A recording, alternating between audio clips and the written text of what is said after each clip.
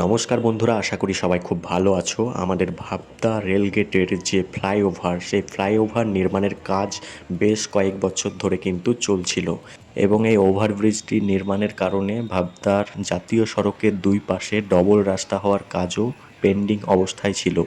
এবছর খুব জোর কদমে এগিয়ে চলছে জাতীয় সড়কের দুই পাশে ডবল রাস্তার কাজ এবং সেই সঙ্গে ফ্লাইওভার নির্মাণের কাজটিও। তো আমরা আশা রাখছি আমাদের এই ডবল রাস্তা নির্মাণের কাজ এবং ফ্লাইওভার নির্মাণের কাজটি খুবই দ্রুততার সঙ্গে সম্পূর্ণ হবে এবং আমরা সরকারকে অসংখ্য ধন্যবাদ জানাই এই কাজটিকে পেন্ডিং অবস্থা থেকে আবার সচল অবস্থায় নিয়ে আসার জন্য।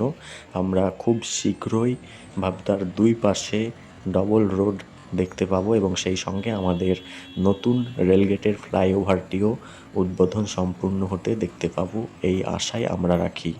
সবাইকে ধন্যবাদ, সবার জন্য শুভেচ্ছা ও শুভকামনা।